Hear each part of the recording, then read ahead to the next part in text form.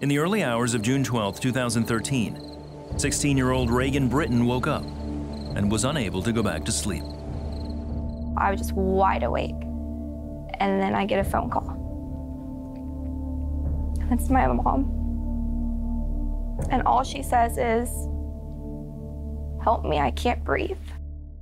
Reagan raced down the hall where she found her mom, Julie, a smoker and asthmatic, gasping for air. I had a constant prayer going in my head, like, please God, please help me.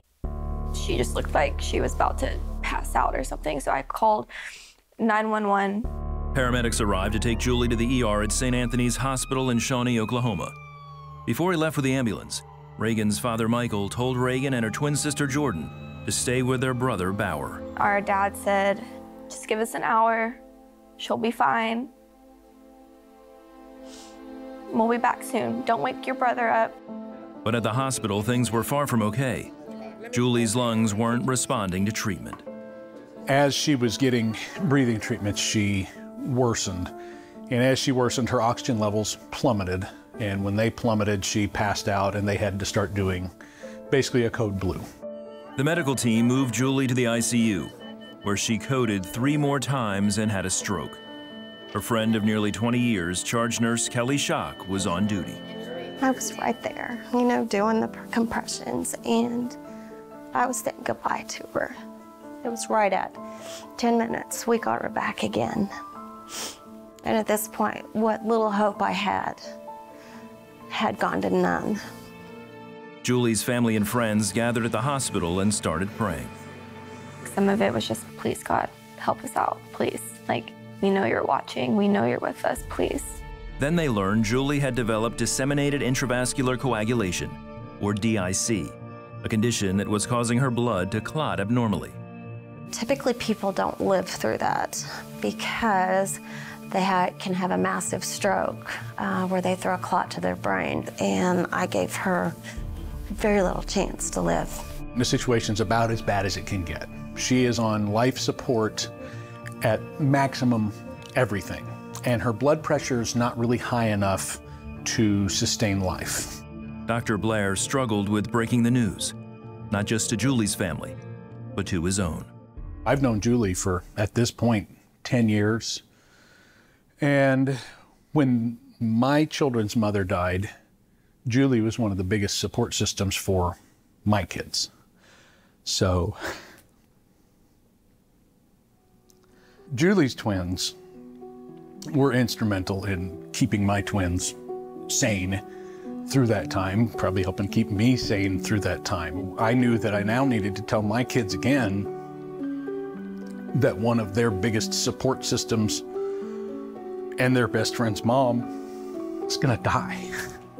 They said, your mom's not gonna make it if she codes again. Go in there and say your goodbyes. And we said, no, she's gonna make it. Because we knew God was looking out for us. While the family stayed by Julie's side, more than 100 people from the close-knit community of Shawnee gathered in the waiting room and hallways of the ICU to show their support and pray. People would pray together, people would pray separately, or just people from church would come and just sit there and pray with us for hours. When I walked out of the intensive care unit and find 50 people in the waiting room, all believing in the power of prayer,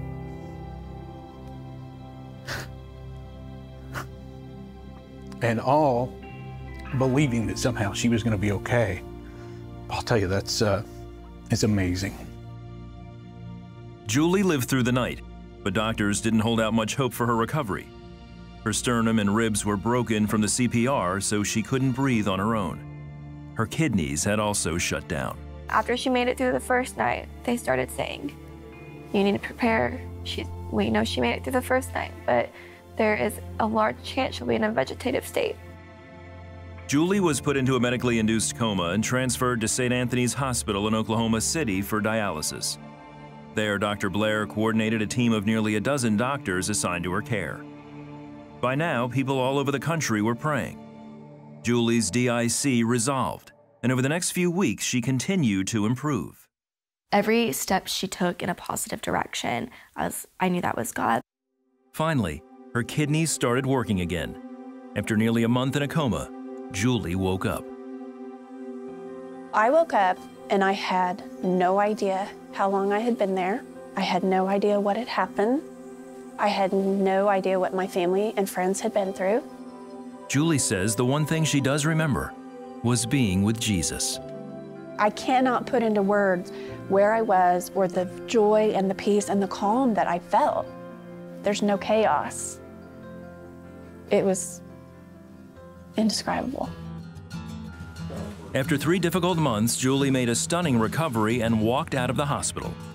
Today, her heart, lung, and kidney functions are all back to normal, and she has been completely delivered from her addiction to smoking.